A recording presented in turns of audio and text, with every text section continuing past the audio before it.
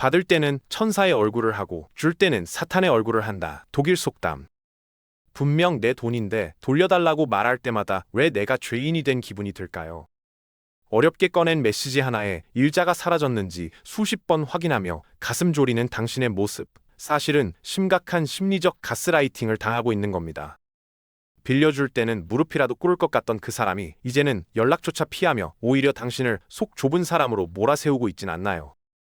더 기가 막힌 건 내 돈은 안 갚으면서 SNS에는 맛집 탐방과 명품 쇼핑 사진을 버젓이 올리는 그 뻔뻔함입니다. 우리는 흔히 상대방의 인성이 쓰레기라서 그렇다고 생각하지만 여기에는 소름 돋는 심리학적 비밀이 숨어 있습니다. 당신이 보여준 그 눈물겨운 호의가 역설적으로 상대방의 뇌 속에서 당신을 만만한 호구로 정의해버린 결과라는 사실을 알고 계십니까? 심리학에서는 이를 권력 격차의 역전과 인지 부조화의 결합이라고 부릅니다.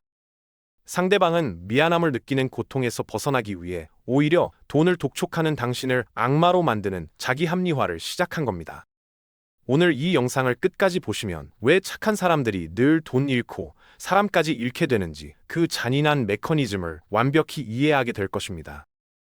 더불어 다시는 인생에서 이런 굴욕적인 상황을 반복하지 않게 해줄 심리적 방어 기제와 단 한마디의 거절 기술을 전해드리겠습니다. 지금 당신의 자존감을 갉아먹는 그 암울한 현실에서 벗어나고 싶다면 3분만 집중해 주시기 바랍니다. 결정적 심리 경제 지금 시작합니다. 빌려줄 때는 세상에서 가장 비참한 표정으로 당신의 동정심을 자극했을 겁니다. 구구절절한 사정은 당신의 이성을 마비시키고 착한 사람이라는 자의식을 건드립니다.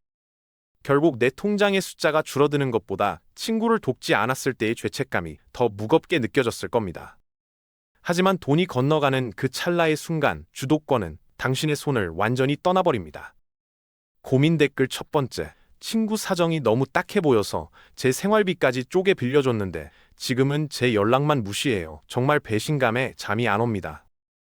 이것은 상대가 당신의 높은 공감 능력을 약점으로 이용한 정서적 탈취 행위에 해당합니다. 당신이 느끼는 강한 배신감은 신뢰 시스템이 붕괴되었음을 알리는 뇌의 자연스러운 경고 신호입니다. 돈을 돌려받아야 할 때가 되면 상황은 180도 달라져서 이제는 당신이 그 사람의 눈치를 살핍니다. 메시지를 보낼 때도 상대의 기분이 상하지 않게 최대한 정중하고 조심스러운 단어만 골라 쓰게 됩니다. 정작 돈을 가져간 사람은 묵묵부답이거나 나중에 주겠다는 짧은 대답으로 당신을 오히려 무안하게 만듭니다. 이때부터 당신은 정당한 채권자가 아니라 마치 돈을 구걸하는 사람처럼 스스로를 초라하게 느끼기 시작합니다. 고민 댓글 두 번째, 돈 좀 돌려달라고 했다가 오히려 정 없다는 소리를 들었어요. 제가 정말 예민하고 째째한 사람인 걸까요? 상대방은 자신의 부채감을 회피하기 위해 오히려 당신을 공격적인 사람으로 몰아가는 투사 기제를 사용하고 있습니다. 당신의 요구는 정당한 권리 행사이며 스스로를 검열하며 자책할 필요가 전혀 없는 상황입니다. 그들이 돈은 안 갚으면서 SNS에 호화로운 일상을 올리는 이유는 의외로 단순하고도 잔인합니다. 자신의 뇌 속에서 당신에게 빌린 돈을 갚아야 할 부채가 아닌 공돈이나 일종의 증여로 재정의했기 때문입니다. 미안함을 느끼는 심리적 고통을 피하려고 아예 당신의 존재를 기억 속에서 삭제하거나 악마화하는 방식을 택합니다. 적반하장으로 화를 내는 행동은 사실 자신이 나쁜 사람이 아니라는 것을 스스로에게 증명하려는 필사적인 방어 기제입니다. 고민 댓글 세 번째, 진짜 사정이 안 좋은 줄 알았는데 맛집 사진 올린 거 보고 피가 거꾸로 솟았어요. 대체 왜 저러는 걸까요? 이는 인지 부조화를 해결하려는 전형적인 자기 합리화의 결과입니다. 상대는 자신의 쾌락을 우선순위에 두면서 당신의 희생을 당연한 배려로 치부해 죄책감을 마비시키고 있는 상태입니다. 결국 이 암울한 현실의 굴레는 당신의 침묵과 배려가 깊어질수록 더욱 단단해집니다. 그들에게 당신의 무한한 인내심은 고마움이 아니라 언제든 미뤄도 상관없는 우선순위의 하락을 의미할 뿐입니다. 심리학적 비밀은 명확합니다. 상대가 당신을 우습게 보게 만든 것은 아이러니하게도 당신의 끝없는 이해심이었습니다. 이제는 그 악순환의 고리를 끊기 위해 당신의 선의를 이용하는 자들에게 단호한 경계를 세워야 할 때입니다. 우리는 평생 착하게 살면 복을 받는다는 믿음을 교육받으며 살아왔습니다. 친구가 힘들 때 손을 내미는 것이 인간의 도리이자 고귀한 미덕이라고 굳게 믿고 있습니다. 하지만 심리학의 관점에서 보면 이 숭고한 믿음이야말로 당신의 인생을 가장 처참하게 망치는 덫이 될 수 있습니다. 냉정하게 들리겠지만 당신이 보여준 그 끝없는 이해와 배려가 상대방의 도덕성을 파괴하는 방조제 역할을 했습니다. 당신이 상대의 사정을 구구절절하게 받아주는 순간 상대의 뇌는 당신의 돈을 가장 늦게 갚아도 되는 저순위로 즉시 분류합니다. 선한 의도로 시작한 금전거래가 오히려 소중했던 인연을 영원히 회복 불가능한 파국으로 몰아넣은 것입니다. 여기서 우리는 아주 불편하고도 잔인한 진실을 마주해야만 합니다. 당신은 진심으로 친구를 도와준 것이 아니라 당신의 소중한 자산을 담보로 상대방의 무책임함과 뻔뻔함을 키워준 셈입니다. 배려라는 이름 뒤에 숨겨진 거절하지 못하는 나약함이 결국 당신을 돈도 잃고 사람도 잃는 피해자로 만들었습니다.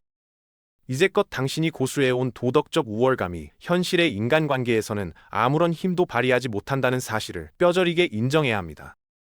착한 사람이라는 프레임에 스스로를 가두고 정당한 권리조차 주장하지 못하며 자신을 고문하는 행위를 당장 멈춰야 합니다.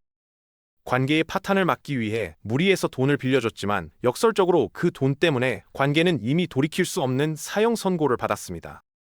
상대방이 당신의 연락을 피하는 진짜 이유는 미안함 때문이 아니라 당신이 부여한 과도한 친절이 그들에게 당연한 권리가 되었기 때문입니다. 진정한 선의는 상대의 무거운 책임을 당신이 대신 짊어지는 것이 아니라 상대가 스스로 책임질 수 있도록 냉정한 경계를 긋는 것입니다. 지금 당신의 마음속에서 휘몰아치는 거부감과 혼란은 지금까지 당신이 믿어온 잘못된 인간관계 공식을 완전히 깨부수라는 무의식의 강력한 신호입니다. 이제는 그 사람을 미워하며 에너지를 낭비하는 일을 멈추고 오직 당신의 마음을 보호하는 데 집중해야 합니다. 상대가 돈을 갚지 않는 것은 당신의 가치가 낮아서가 아니라 그 사람의 인격과 책임감에 결함이 있기 때문입니다. 결코 당신이 부족하거나 어리석어서 당한 일이 아니라는 사실을 스스로에게 먼저 명확히 말해주어야 합니다. 오늘부터 당신의 선의를 이용하는 사람들에게는 단 한 푼의 마음도 빌려주지 않겠다는 단호한 선언이 필요합니다. 돈보다 소중한 것은 당신의 자존감이며 무너진 일상을 다시 세우는 것이 무엇보다 시급한 과제입니다. 만약 지금도 돌려받지 못한 돈 때문에 괴롭다면 그것을 값비싼 인생의 수업료로 여기고 그 사람에 대한 미련을 통째로 잘라내십시오. 진정한 관계는 돈으로 유지되는 것이 아니라 서로의 경계를 존중하는 건강한 거리감에서 시작됩니다. 거절이 두려워 승낙하는 습관을 버리고 자신의 여유가 허락하는 범위 안에서만 호의를 베푸는 연습을 시작하시기 바랍니다. 당신이 먼저 자신을 소중히 여길 때 비로소 타인도 당신의 호의를 함부로 대하지 못하게 됩니다. 더 이상 구구절절한 사정에 흔들리지 말고 당신의 단단한 멘탈을 지키는 파수꾼이 되어야 합니다. 이번 경험은 당신을 더 강하고 지혜로운 사람으로 성장시키는 중요한 변곡점이 될 것입니다. 당신의 선한 마음이 더 이상 상처받지 않고 빛날 수 있도록 결정적 심리 경제가 늘 곁에서 함께 하겠습니다. 오늘의 깨달음이 당신의 인생을 바꾸는 작은 시작이 되기를 진심으로 바랍니다. 구독과 좋아요는 당신의 마음결을 단단하게 만드는 가장 쉬운 실천입니다. 지금까지 결정적 심리 경제였습니다.